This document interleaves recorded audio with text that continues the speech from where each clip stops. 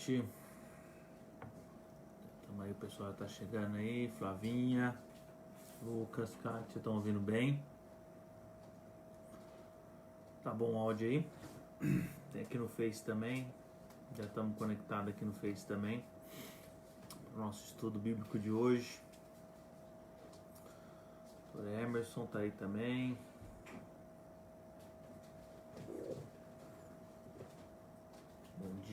Bom dia, gente. Domingão, hein? Domingo de Ramos, né? Gente, hoje é Domingo de Ramos, dia que Jesus entrou em Jerusalém e o pessoal recebeu ele. Foi num domingo assim, né? Que antecede a Páscoa, final de semana de Páscoa. Tudo certo então? Estão ouvindo? A Pri também tá ali, o Lucas disse que tá tudo certo, Flavinho tudo certo também. Que legal, o pessoal já vai entrando aí, a gente já vai dando sequência, né? No nosso estudo bíblico hoje, que tá bem bacana, né? Eu sou até suspeito... Alcança o celular para mim, por favor, aqui. Isso, obrigado. Eu sou até suspeito para dizer que eu acho que a gente tem aprendido muitas coisas legais. E acho que hoje não vai ser diferente. A gente vai ter oportunidade de aprender coisas novas. Tô ligando esse outro celular aqui e já tô até preocupado, porque da última vez que esse outro celular estava ligado aqui, o Google entrou na nossa meditação aqui, né, também, querendo participar do nosso estudo.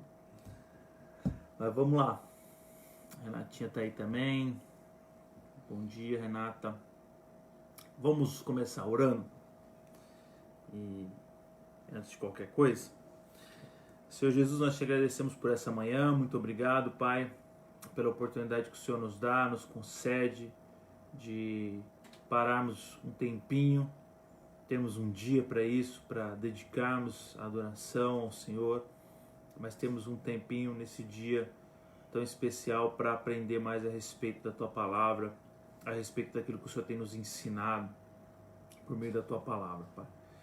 Que nessa manhã possamos compreender com clareza, que o Teu Espírito Santo possa iluminar as nossas mentes, que venhamos, Senhor, não só conhecer a Tua Palavra, mas praticar e viver aquilo que o Senhor tem nos ensinado. Em nome de Jesus, amém e amém. Gente, então o que a gente está fazendo? Sempre a gente relembra aqui, né?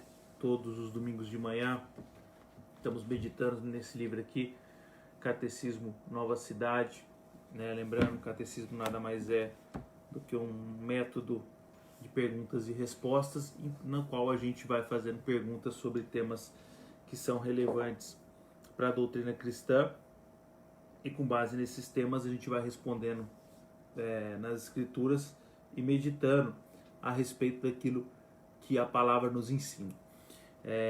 Hoje, a pergunta que nós vamos responder é a pergunta número 9, e aqui nós vamos meditar nessa pergunta, né? A pergunta número 9, que estava no banner lá da nossa página no Face e também na página no Insta, né? A respeito da lei de Deus. Então a gente entrou agora em algumas perguntas que são feitas com base na lei de Deus, ou seja, nos 10 mandamentos. Então a gente vai caminhar por alguns dias aí, a gente já entrou, já está falando sobre isso, sobre a lei de Deus. A gente sabe da importância que há nesse assunto, ainda mais nos dias que a gente tem vivido hoje em relação até mesmo à igreja, como é importante a gente retomar esse assunto que é a lei de Deus, os 10 mandamentos, né? Então a pergunta de hoje é: o que Deus requer nos mandamentos primeiro, segundo e terceiro? Então a gente vai fazer um recorte, né? Então são 10 mandamentos, hoje nós vamos falar de 3. E aí na próxima a gente vai falar de outros e assim até a gente acabar. A gente não vai falar um por domingo, né? Pelo menos não nesse catecismo, para a gente poder caminhar um pouquinho mais rápido. Obviamente depois, futuramente, a gente pode estudar mais aprofundado cada um dos mandamentos separadamente. Então qual que é a resposta que o catecismo traz aqui? E aí a gente já vai seguir para a meditação, né? Então primeiro, né, mandamento: que conheçamos e confiemos em Deus como único Deus vivo e verdadeiro. Segundo, que evitemos toda idolatria e não cultuemos a Deus de modo impróprio. Terceiro, que tratemos o nome de Deus com temor e reverência, honrando também sua palavra e suas obras. Eu juro que eu estava com a minha Bíblia aqui. Ah, tá aqui do lado. Só a Bíblia, só, por favor. Eu queria ler um texto aqui antes da gente entrar na meditação. Hoje inclusive, a gente vai falar, um dos comentaristas aqui, dos caras que vão nos ajudar a entender esse texto, é nada menos do que Charles Spurgeon. Então acho que todo mundo vai querer entender um pouquinho o que ele disse a respeito desse primeiro, segundo e terceiro mandamento. Mas antes da gente entrar na colaboração do Charles Spurgeon especificamente, eu queria ir lá em Êxodo, capítulo 20, que é o texto que dá a base para os 10 mandamentos, né? O texto que traz os 10 mandamentos pela primeira vez. E ele diz o seguinte, Êxodo, capítulo 20, versículo 1. Então falou Deus todas essas palavras. Eu sou o Senhor, teu Deus. Quando a gente, antes mesmo de entrar nos 10 mandamentos, tem essa revelação de eu sou o Senhor, teu Deus. E quando Jesus, lá nos evangelhos, é questionado por um fariseu a respeito dos mandamentos, e ele vai falar que há um só Deus, que é o nosso Deus, o nosso Senhor, a gente precisa, antes de entrar mesmo especificamente, eu queria fazer essa introdução hoje, para acho que deixar bem marcado algo que talvez não tenha ficado muito esclarecido ou muito aprofundado nos estudos anteriores, mas como a gente vai entrar mandamento por mandamento agora, eu acho que era importante a gente entender essa questão. Quando Deus cria o mundo, e a gente falou sobre isso já estudamos isso no domingo, quando Deus cria o mundo estava sem forma, era vazio, então Deus vem, cria o mundo, cria o homem, tudo isso em 6 dias, o 7º dia ele descansa. Ele faz uma aliança com Adão e Eva, coloca Adão ali como administrador daquele jardim, declara para Adão, diz para Adão, Adão, você não pode comer desse fruto, diz qual que é o fruto, que ele é a árvore, mostra o fruto dessa árvore você não deve comer, ou seja, ele faz um acordo.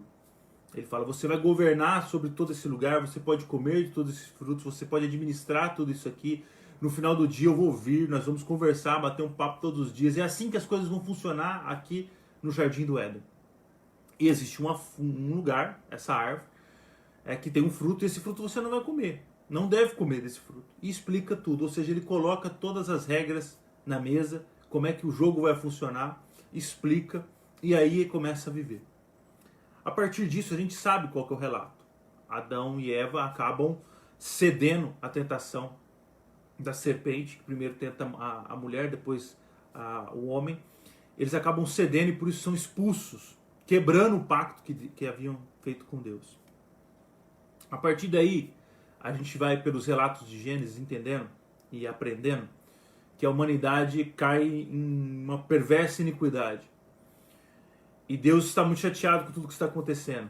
Mas ele encontra um homem chamado Noé, que é um homem reto, íntegro, um homem correto. E ele pede para que esse homem faça uma arca que ele vai destruir todo o planeta que ele havia construído. E ele faz isso. Aqui ele salva essa família de Noé, seus 3 filhos, sua esposa e as mulheres dos seus filhos entram junto com os animais, como a gente já sabe também dos relatos. E destrói toda a humanidade, o resto da humanidade, vamos dizer assim, com um dilúvio. Quando a água baixa, Noé sai da arca, restabelece mais uma vez seu lugar, faz o seu plantio, planta sua vinha, toma o seu vinho, enfim, a gente sabe o que acontece. Seus filhos acabam procriando, ou seja, vão tendo filhos e a humanidade vai se restabelecendo. E o que acontece é que mais uma vez a humanidade entra em uma perversa iniquidade. Se perde mais uma vez. A partir disso, Deus chama um homem chamado Abraão. Estabelece com esse homem uma aliança, assim como ele havia estabelecido com Adão, que ele havia estabelecido com Noé, estabelece com esse homem uma aliança e diz para ele: sai da tua terra, da tua parentela e vai para uma terra que eu vou te mostrar, e ali eu vou te fazer uma grande nação. Esse homem sequer tinha filhos e a esposa era estéril.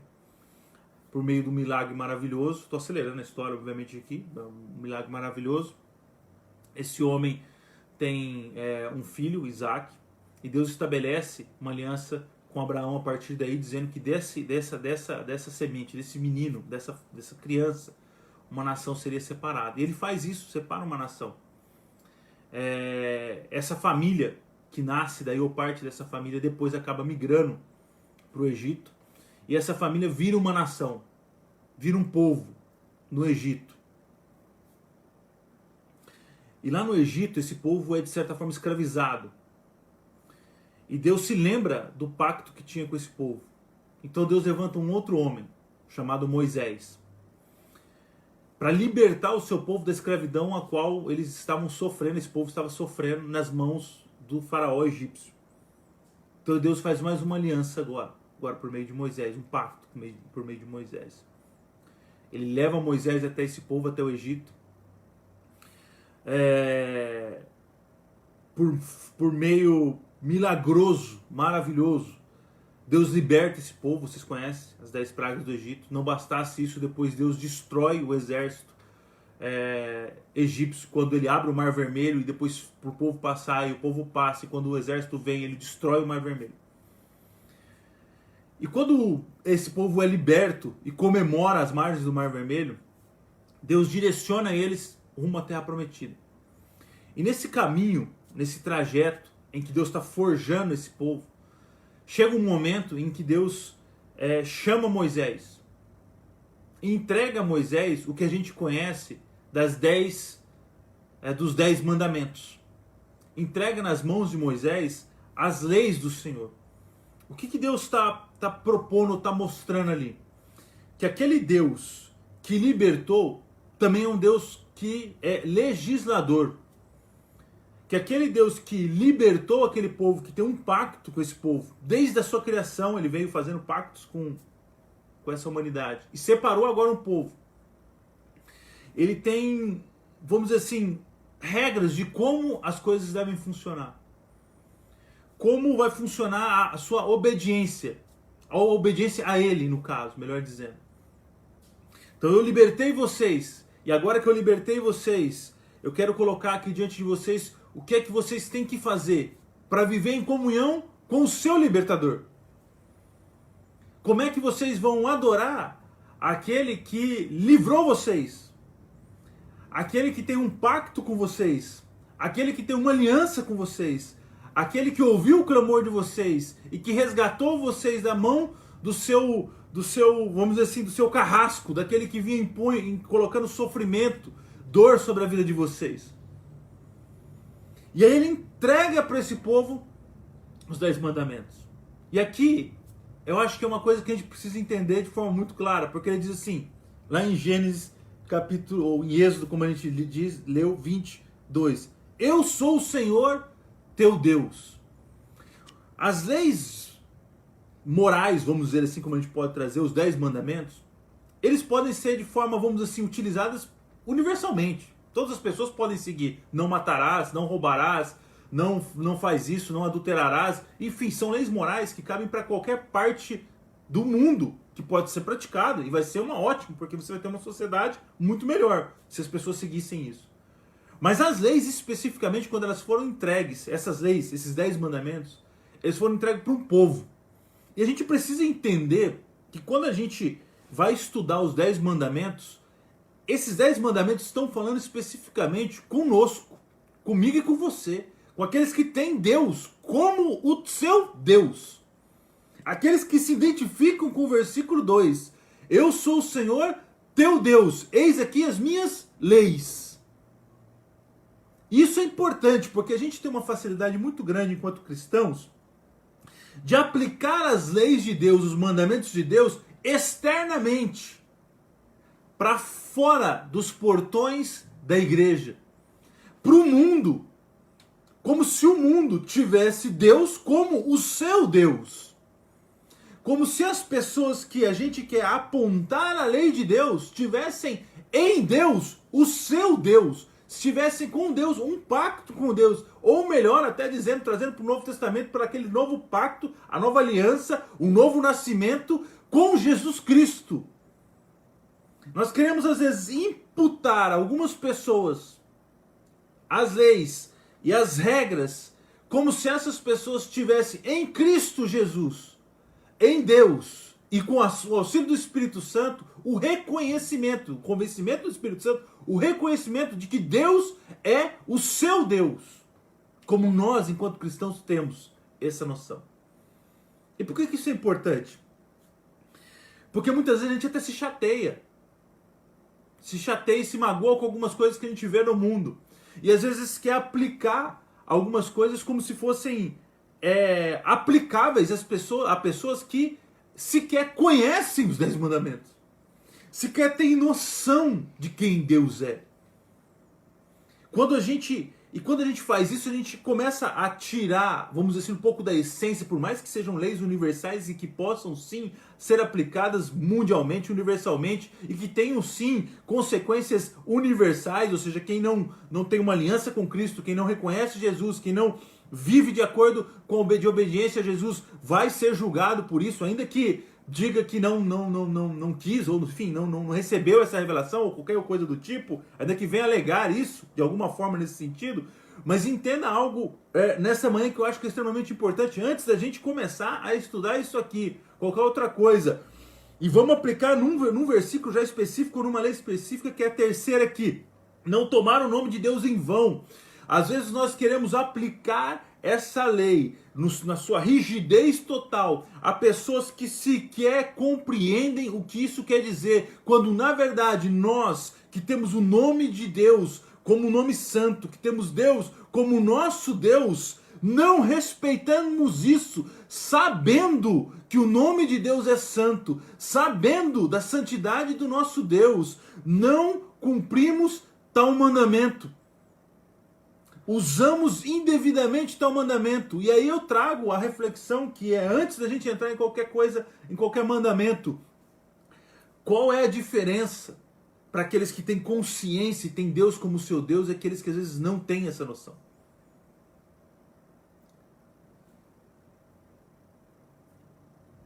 É muito comum a gente ficar chateado quando alguém toma o nome de Deus em vão, sem às vezes saber quem é Deus. Mas é muito mais grave e muito mais danoso quando alguém que tem Deus como seu Deus usa o nome de Deus em vão. Quando alguém que tem Deus como seu Deus tem ídolos, idolatra coisas, pessoas ou até mesmo fortunas, dinheiro ou qualquer outro tipo de coisa.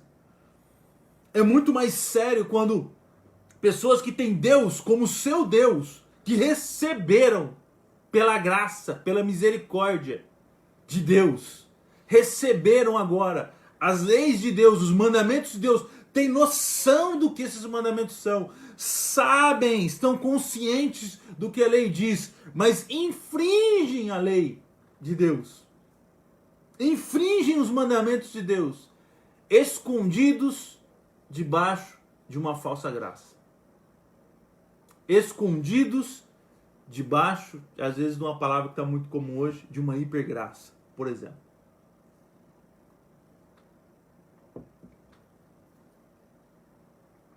Tem um texto, Romanos capítulo 2, vou só abrir aqui rapidinho. Romanos capítulo 2.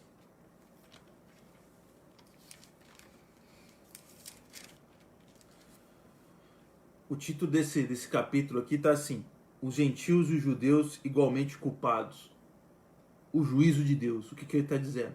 Meu irmão, gentios ou judeus, todos estão culpados. E no versículo 17, ele vai falar especificamente em relação aos judeus.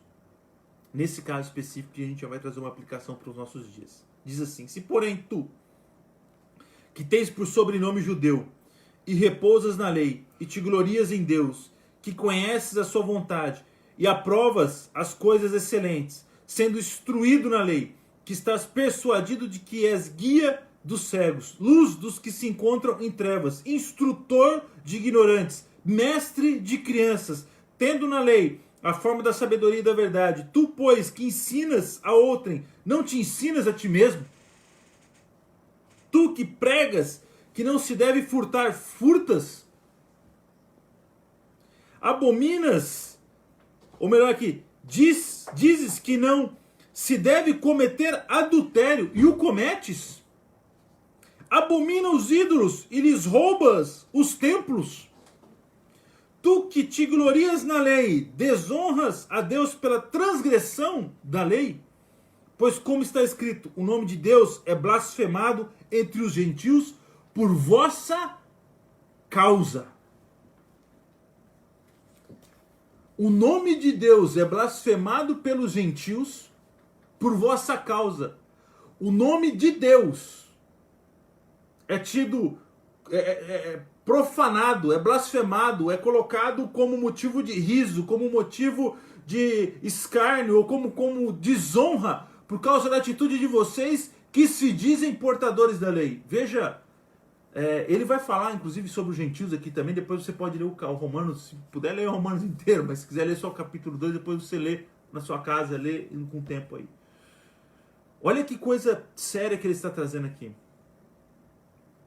Nós, enquanto cristãos, que temos Deus como nosso Deus, que entendemos a lei de Deus, nós precisamos compreender a responsabilidade que há nisto. Porque às vezes a gente se incomoda como o mundo blasfema com o nome de Deus. A gente se incomoda como às vezes no carnaval, por exemplo, o mundo blasfema o nome de Deus, as pessoas ficam horrorizadas. Mas o que o Paulo está nos dizendo aqui, que o nome de Deus muitas vezes é blasfemado por aqueles que se dizem guardiões da lei. Aqueles que se dizem judeus e têm como sobrenome judeu, ou seja, aqueles que são os que receberam Deus como Deus, que receberam a aliança, que receberam, que foram agraciados por isso. Nós, enquanto cristãos, nós temos sim uma responsabilidade enorme, porque ao blasfemar o nome de Deus, nós blasfemamos para os gentios, para o mundo, e blasfemamos não só para nós mesmos. Quando nós colocamos ídolos nos nossos corações, quando nós colocamos ídolos dentro das nossas casas, nós pecamos gravemente contra Deus. Porque nós sabemos o que a lei diz, nós conhecemos a lei, nós recebemos a lei e nós proclamamos com os nossos lábios que Deus é o nosso Deus. Mas o que nos incomoda mais é como o mundo trata Deus, como quem não conhece a Deus trata Deus. Mas não percebemos que a lei foi entregue para esses que têm Deus como o seu Deus. Eu quero trazer uma aplicação muito mais particular do que universal enquanto lei moral. Muito mais responsável para o cristão. Muito mais responsável para aqueles que vivem o cristianismo verdadeiramente. Que profanam muitas vezes, ou que tentam evitar profanar o nome de Deus. Porque, meus irmãos, o que mais nós temos visto é o nome de Deus sendo profanado, e não no mundo. Não no mundo. Porque isso seria normal. Jesus no Sermão do Monte já dizia isso. Mas ter sido profanado por aqueles que receberam a lei de Deus, que dizem que Deus é o meu Deus. É essa a importância que nós precisamos trazer em relação à lei. Não no sentido de que eu vou praticá-la e assim vou me salvar por meio dela, porque a gente sabe que não é por pacto de obras que somos salvos, mas pela graça, pela misericórdia de Deus. Por aquilo que Jesus Cristo fez na cruz do Calvário por nós. Mas lembra o que eu disse no início, um resuminho dos primeiros pactos de uma teologia bíblica. Aquele que libertou é legislador e exige obediência. E Jesus, quando ele resume os mandamentos, amarás teu Deus com todo o teu coração e amarás o teu próximo como a ti mesmo. Ele restabelece a lei, ele diz como a lei deve ser, baseada em amor a Deus, com toda a sua força, com toda a sua intensidade e amando o seu próximo como a si mesmo. Não é um amor humano, não é um amor que está aí, que é dito da boca para fora hoje, nos dias de hoje. Não, é um amor profundo, um amor de quem foi libertado, de quem foi resgatado, de quem está redimido por Cristo Jesus. É um amor de quem compreende, e como Jeremias diz, que tem a lei escrita no seu coração e não mais em tábuas. É uma lei que nos leva à obediência em amor a Deus.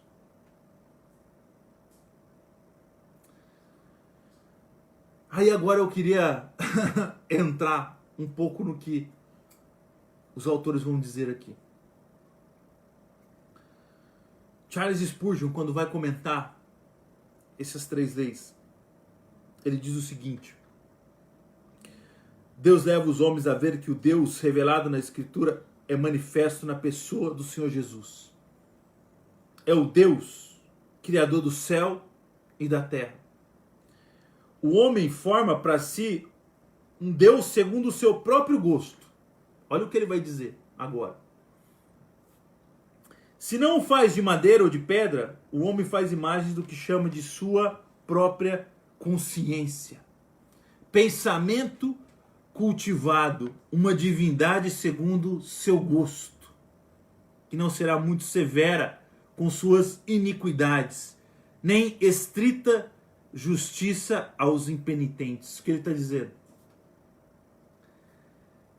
Que às vezes a gente acha que a idolatria, ou o Deus que o homem vai criar, ele vai formar ou moldar num pedaço de pedra, num pedaço de madeira, de gesso ou de qualquer outra coisa.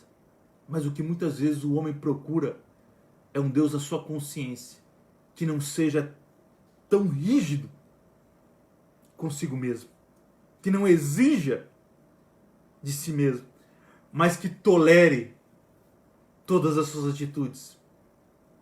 É uma crise de identidade que nós estamos vivendo nos dias de hoje, inclusive, onde o que nós buscamos é um Deus que possa se adequar ao meu modo de vida, que aceite todas as minhas práticas, todas as minhas coisas do jeito que eu sou, do jeito que eu quero viver, da maneira que eu acho certo viver, e não com base nas leis e nos mandamentos que lá no Velho Testamento alguém um dia escreveu. Que lá no Antigo Testamento alguém disse que no monte recebeu. Ele vai seguindo. Ele rejeita Deus tal como é, elaborando outros deuses como acha que o ser divino deveria ser. E diz, quanto a essas obras de sua própria imaginação: eis os teus deuses, ó Israel. Ele usa aqui um versículo. É como se ele moldasse um Deus próprio para si mesmo e disse: aqui está agora eu tenho um Deus para me satisfazer, baseado não em mandamentos, não na Escritura, não na lei de Deus, não naquilo que a Bíblia diz, não nos pactos que Deus fez com o seu povo, não da forma que Deus se preocupou com o seu povo, como ele libertou esse povo, como ele redimiu esse povo, mas sim de acordo com as minhas vontades, com aquilo que satisfaz o meu coração, com aquilo que está de acordo com aquilo que eu desejo e quero. Ainda que isso seja algo que fira o meu próximo, ainda que isso seja algo que vá gerar problemas de relacionamento com outros, o problema é do outro, porque esse Deus é o meu Deus e eu só estou obedecendo a ele. E o nome desse Deus a gente pode até dar para ele de ego. O Charles Spurgeon segue dizendo, olha como ele vai trazer a reflexão: mas o Espírito Santo, quando ilumina as mentes, conduz-nos a ver que Jeová é Deus e que, além dele, não há nenhum outro. Olha o que ele diz? Quem que vai trazer essa iluminação? O Espírito Santo. E o que ele estava dizendo antes? Que o homem por si só cria deuses, baseados na sua consciência, na sua vontade. Mas aí ele tem uma iluminação, que não é, vamos dizer assim, intelectual, não é sequer de dentro de si, não é que isso estava guardado dentro de mim e agora eu sozinho acabo conhecendo Deus, não. A iluminação vem dos céus, é o Espírito Santo que revela quem Deus é. Que Deus é o único Deus. E ele vai dizer o seguinte: ele ensina seu povo a conhecer que o Deus do céu e da terra é o Deus da Bíblia. Aquele Deus que a gente começou falando lá de Gênesis, que eu falei hoje na introdução. Um Deus cujos atributos são completamente equilibrados. Misericórdia atendida por justiça. Amor acompanhado de santidade. Graça revestida de verdade e poder ligado à sensibilidade. Ele não é um Deus que vê o pecado com leviandade, muito menos que se agrada com ele, como supõe-se serem os deuses dos pagãos. Mas é um Deus que não pode olhar a iniquidade e que jamais poupará os culpados. Essa é a grande contenda dos dias atuais. O que ele está dizendo? Esse é um Deus que nos leva a um conflito, que nos mostra que a nossa forma de vida, a forma que nós estamos vivendo hoje, precisa ser transformada. Mas não é um Deus que também diz, você precisa mudar, e não diz como, nem onde você deve procurar, nem para onde deve ir. Não é um Deus que te deixa às cegas, sem saber o que fazer, ou com o fardo da revelação do pecado, sem saber que há uma redenção. Lembra como ele equilibra as coisas: misericórdia atendida com justiça, amor acompanhado com santidade, graça revestida de verdade.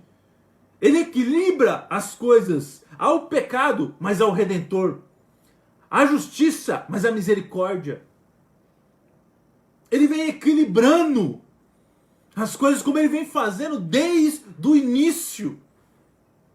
Nunca se extinguiu nada daquilo que foi. Não, ele vem equilibrando as coisas. Eis a forma, eis como vocês devem viver, mas nós não somos capazes, nós não conseguimos cumprir. Eis aí Jesus que cumpriu, se agarre nele. Corra para ele, como nós falamos no domingo passado. Se agarre à cruz. Se agarre ao amor e à misericórdia dele. John Lynn, outro teólogo, pastor, quando vem trazendo também uma explicação, ele diz o seguinte: os primeiros 3 mandamentos mostram como nós devemos viver em relação à luz e na luz do Deus vivo, único e verdadeiro. O primeiro mandamento, olha o que ele diz, nos diz que não podemos ter outros deuses senão Deus. Ele tem de ser objeto exclusivo de nossa adoração, objeto máximo de nosso amor e desejo. E aqui eu quero abrir um parênteses, que tem muita conexão do que eu falei na introdução agora. Quando Jerusalém era levado cativo para a Babilônia, ou para qualquer outro lugar, quando era perseguido, destruído ou atacado, ou coisa do tipo, isso não acontecia porque Jerusalém, ou o povo judeu, ou o povo de Deus, estava cercado de povos que tinham outros deuses. Não é porque os filisteus tinham muitos deuses que eles eram levados cativos. Não era porque Tiro tinha muitos deuses e por isso Jerusalém pagava por esse preço, era levado cativo. Não é porque a Babilônia tinha muitos deuses e adoravam outros deuses, se prostravam diante de outros deuses e adoravam e proclamavam o nome de outros deuses, que Jerusalém foi levado cativo. Não é porque outros povos não obedeceram à lei de Deus. É isso que eu quero dizer. Não é porque os outros que estavam do lado de fora da muralha de Jerusalém não cumpriam a lei de Deus que Jerusalém sofreu as consequências. de ser levado cativo. É porque a iniquidade atravessou o muro de Jerusalém, entrou dentro da cidade, e não só dentro da cidade, entrou no coração do povo. E esse povo desobedeceu a Deus. O povo que tinha que ter a lei de Deus cravada no coração, escrita no coração, arrancou essa lei e colocou outros ídolos no seu coração. Não é porque os outros de fora fizeram, mas é porque dentro do coração deles eles praticaram. A lei está falando diretamente comigo e com você. Está nos cobrando obediência, que às vezes nós sabemos que pela nossa força nós não vamos conseguir, que nós não vamos conseguir cumprir, mas nós temos em quem nos agarrar. Nós não estamos sozinhos nessa situação. Por isso não há inculpáveis nessa questão. Por isso tanto gentios e judeus, como está escrito lá em Romanos, são igualmente culpados. O segundo mandamento, John Lee vai falar, é similar no que diz que não devemos adorar a Deus de acordo com os nossos próprios conceitos, ou com o nosso próprio conceito de Deus, o que a Bíblia chama de idolatria. Devemos adorar a Deus de acordo com o que Ele é, e não conforme aquilo que queremos que Ele seja. Olha isso aqui, meu Deus do céu, cara. Devemos adorar a Deus de acordo com o que Ele é e não conforme aquilo que queremos que Ele seja.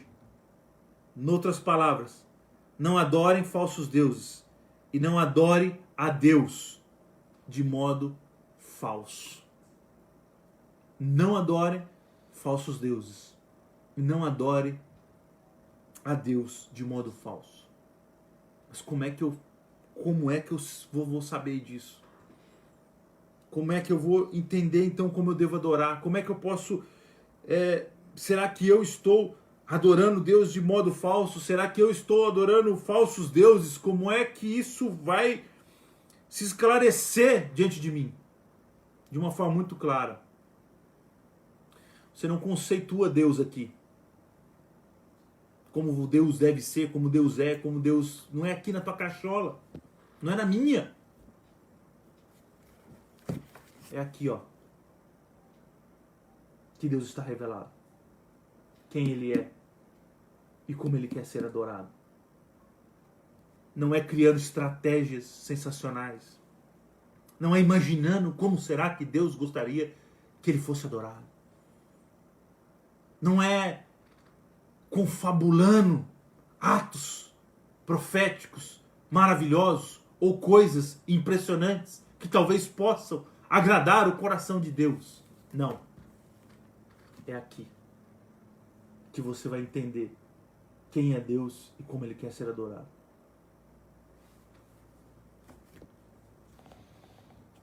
O terceiro mandamento, John Lee vai dizer, é na verdade semelhante aos dois primeiros. É engraçado que ele falou que o segundo é semelhante ao primeiro. Agora o terceiro é semelhante aos dois anteriores. É interessante o raciocínio de Deus, como ele vai amarrando, né? Brilhante o raciocínio dele, na verdade. O terceiro mandamento é, na verdade, semelhante aos dois primeiros. Não podemos usar equivocadamente o nome de Deus ou tratá-lo mal. Sabemos que o nome de Deus descreve seu caráter, a essência de seu ser. Razão pela qual ele disse a Moisés que seu nome é Eu Sou. Em outras palavras, Deus diz, meu nome significa que sou autoexistente e eterno. Nós falamos quarta-feira agora, nós estamos estudando no discipulado a oração do Pai Nosso. E nós chegamos na expressão santificado seja o teu nome. Depois, se você quiser, você pode dar uma pesquisada lá na nossa página no YouTube. Lá também tem todas as nossas mensagens, nas playlists. E aí você pode até acompanhar todo o estudo. Mas esse texto, esse específico de quarta-feira, nós falamos sobre isso. Você pode depois, se quiser, também um pouco mais de profundidade sobre a santidade do nome de Deus, você vai encontrar lá também. E ele diz o seguinte, segue o John Lee, em outras palavras, Deus diz, meu nome significa que sou autoexistente e eterno. Não tomar o nome de Deus em vão não significa simplesmente que existem certas palavras que possamos ou não dizer. Olha que interessante agora que ele vai falar. Significa que quando falamos de Deus, presta atenção, quer por palavras, quer por estilo de vida. Temos de honrar plenamente e respeitar quem ele é.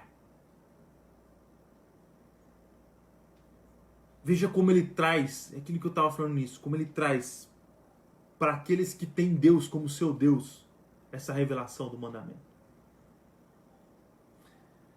Como que alguém que não conhece Deus vai ter, ou que não sabe quem é Cristo, ou não vive um cristianismo, ou não tem uma aliança com Deus, ou qualquer coisa desse tipo,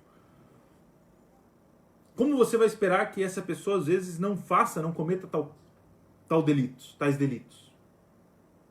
Elas sequer têm consciência muitas vezes do que está dizendo, do que está falando, ou da responsabilidade, ou até mesmo do juízo que está atraindo, porque isso não quer dizer que não vai haver juízo.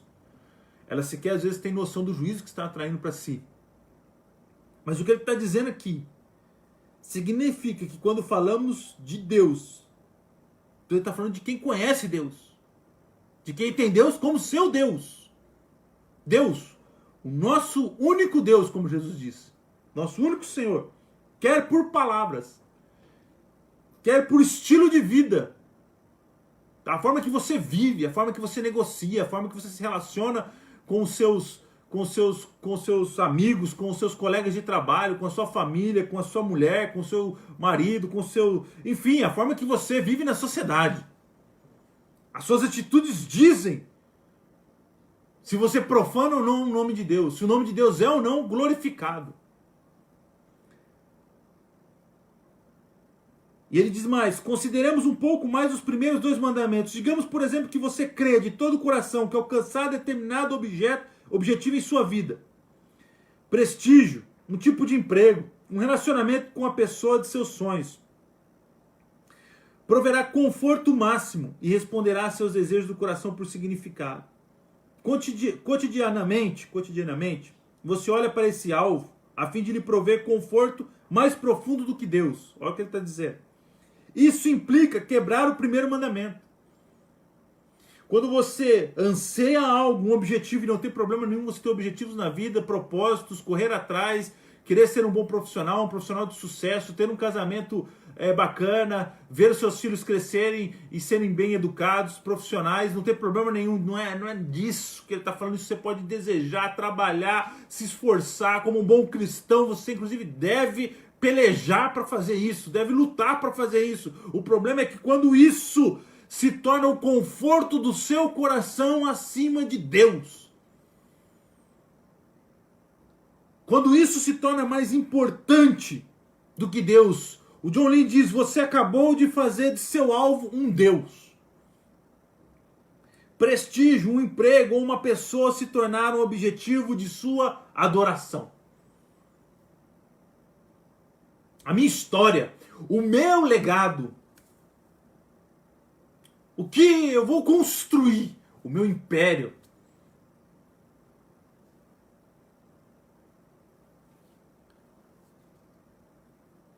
Johnny vai dizer, o aspecto negativo disso é que quando cultuamos a Deus, porque cremos que Ele tem de nos prover conforto, presta atenção nisso,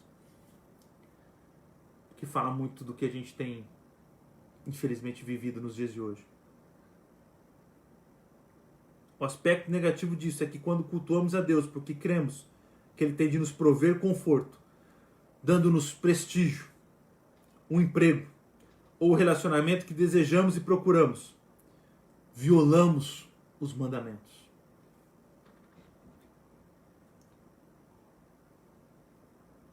Impomos nosso conceito de que Deus é, de quem Deus é sobre Deus.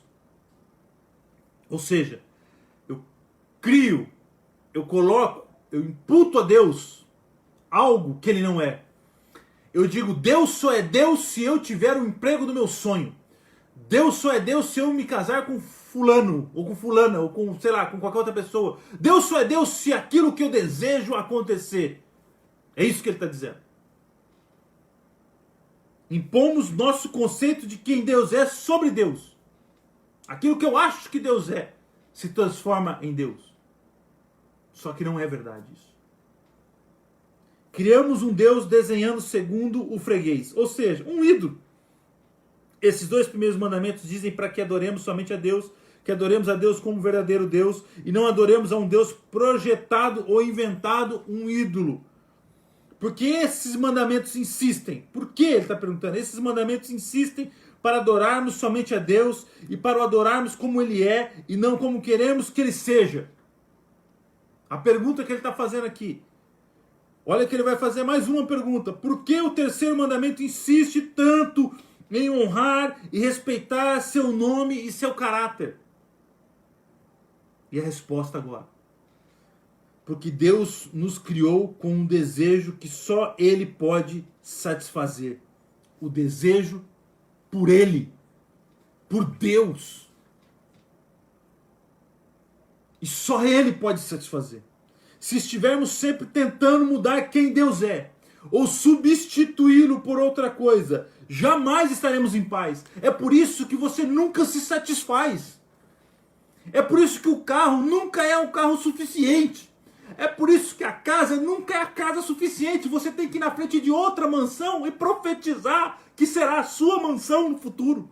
É por isso que você tem que ir na concessionária e profetizar que aquele carro é o carro que você vai ter. E você precisa ir profetizando. Porque você nunca vai estar satisfeito com esse Deus que você está criando no seu coração. Ele nunca vai satisfazer o seu desejo. Porque na verdade nós somos criados para desejar a Deus, a esse Deus que está aqui dentro das Escrituras, descrito nas Escrituras.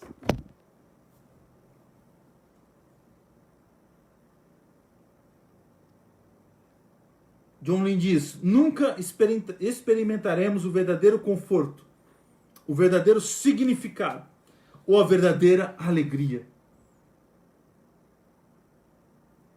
E o que é a verdadeira alegria? Quer dizer que eu não vou ser alegre, porque nesse movimento você pode se satisfazer no meio do caminho.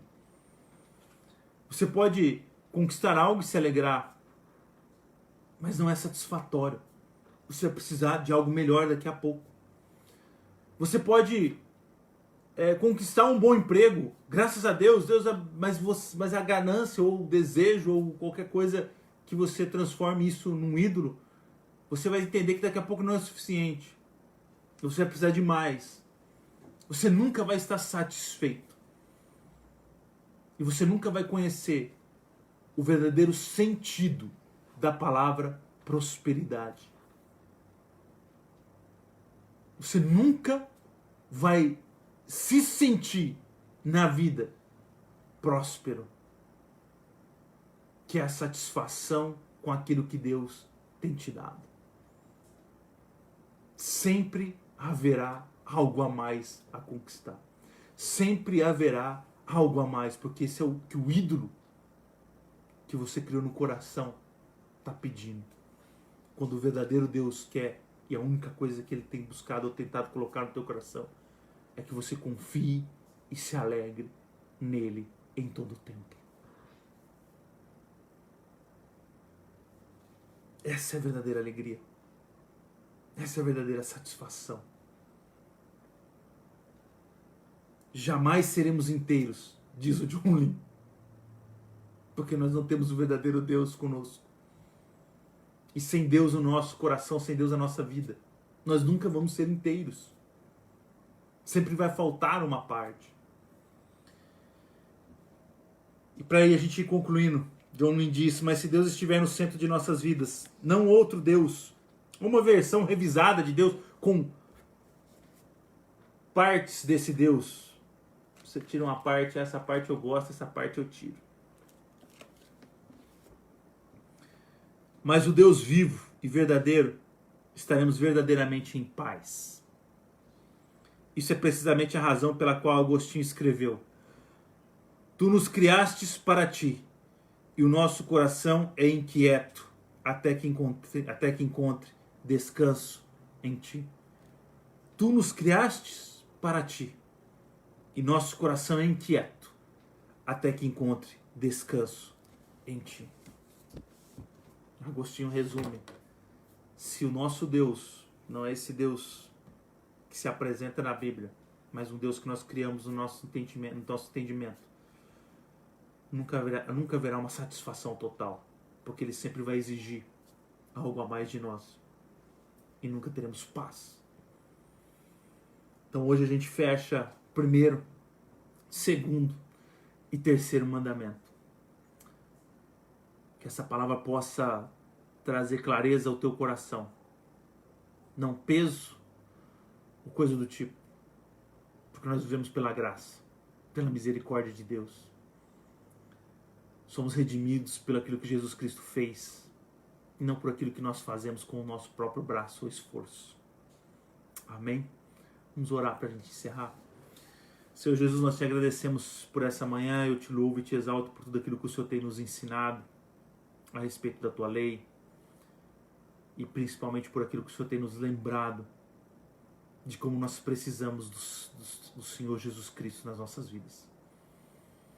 Como nós precisamos do auxílio do Santo Espírito. Nós te agradecemos por isso, porque nós não estamos abandonados. Como Jesus Cristo nos prometeu, nós nunca estaríamos só. Essa promessa nos traz paz e alegria. Conhecer a Deus, conhecer ao Senhor e nos satisfazer em Ti é a coisa mais importante. E nós queremos nos mover diante disso, Pai. Por isso nós te agradecemos por tudo que o Senhor tem feito e como o Senhor tem transformado a nossa vida. Abençoa cada um dos teus filhos e filhas nessa manhã, que seja um domingo repleto na tua presença e que seja uma semana abençoada, Senhor, em nome de Jesus. Guarda-nos de todo o mal, Pai. Principalmente, Senhor, desse vírus maligno, maldito, que tem ceifado tantas vidas nesse mundo. Em nome de Jesus. Amém e amém. Deus abençoe vocês, queridos. Deus abençoe vocês. Fiquem com Deus, meus irmãos, minhas irmãs. Que o Senhor possa encher o coração de vocês de amor e graça. Em nome de Jesus. Obrigado por terem acompanhado. Me perdoe. Hoje estendi um pouquinho mais.